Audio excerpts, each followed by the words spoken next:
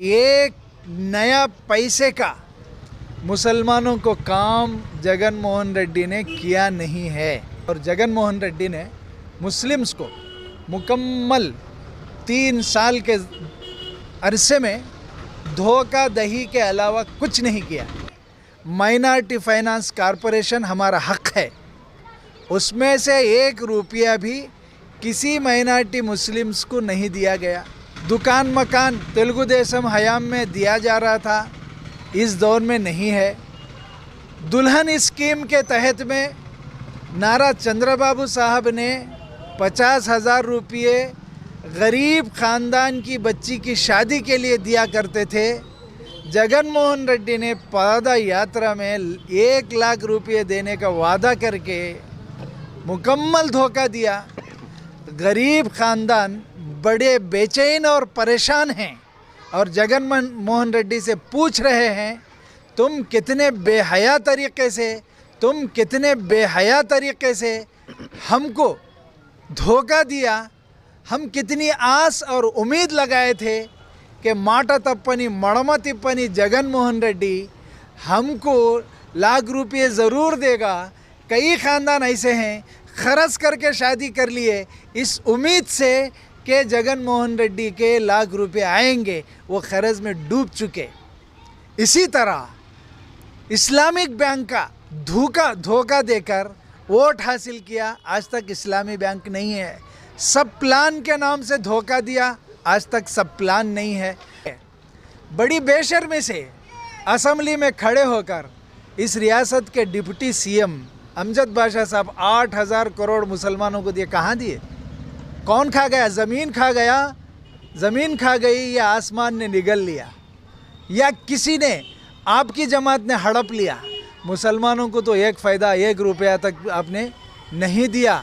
विदेशी विद्या के नाम से तेलुगु देशम हयाम में 15 लाख रुपए दिया करते थे चंद्रबाबू साहब, लेकिन वो भी तुमने कट कर दिया। स्किल डेवलपमेंट्स, हज हाउस, बहुत सारे मिशंस के ज़रिए से बेवा औरतों को अपने पाँव पर खड़े होने के लिए चंद्रबाबू साहब ने ट्रेनिंग कैंप्स रखे थे।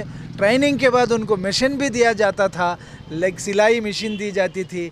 लेकिन आज तुम्हारी तरफ से एक चीज़ भी नहीं दी जा रही है। इसको देखते हुए सारी आवाम तुमसे बेजार है। कब तुमको उतारें इसका इंतज़ार कर रही है। पक्के तरीके से 2024 में तेलुगु देशम पार्टी हुकूमत बनाएगी। चंद्रबाबू साहब इस रियासत के सीएम बनेंगे और हर तरह के लोगों को संक्षेमम होगा, तरक्की होगी, फलाह होगी, बहबूदी होगी। इतना बताते हुए मैं अपनी बात को ख़त्म करता हूँ। शुक्रिया। 2014 से 19 तक जो है जो भी माइनॉरिटीज़ को स्कीम्स वगैरह मिले उससे माइनॉरिटीज़ बहुत खुश थे। और 2019 में जो चंद्रबाबू का स्टैंड था एनडीए का, वो भी बहुत अच्छा था। अब रिसेंट जो इलेक्शन चला है प्रेसिडेंट का, उसमें जो है चंद्रबाबू साहब बीजेपी कैंडिडेट को जो टाइप करे, अब माइनॉरिटी सेल से कोई रिप्रेजेंटेशन नहीं है कि एनडीए से आप कर रही है सब।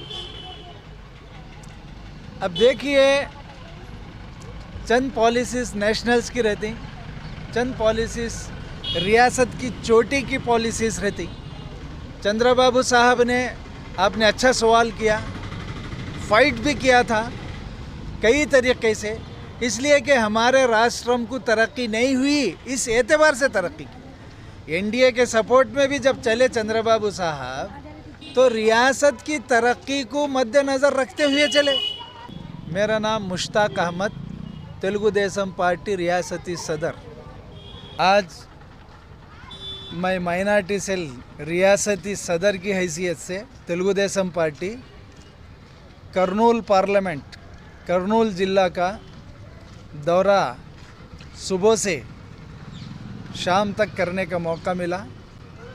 कर्नूल से होते हुए यम्मीगनूर, आदोनी हम पहुँचे। आदोनी से हमारे पार्लियामेंट के प्रेसिडेंट अफसर बादशाह साहब हैं, इनके साथ में बहुत सारी चीज़ें रहकर माइनॉरिटी के मकामी मसाइल भी मालूम करना हुआ। तारीख़ी जामा मस्जिद आदोनी में असर की नमाज़ पढ़ने का भी मौका मिला।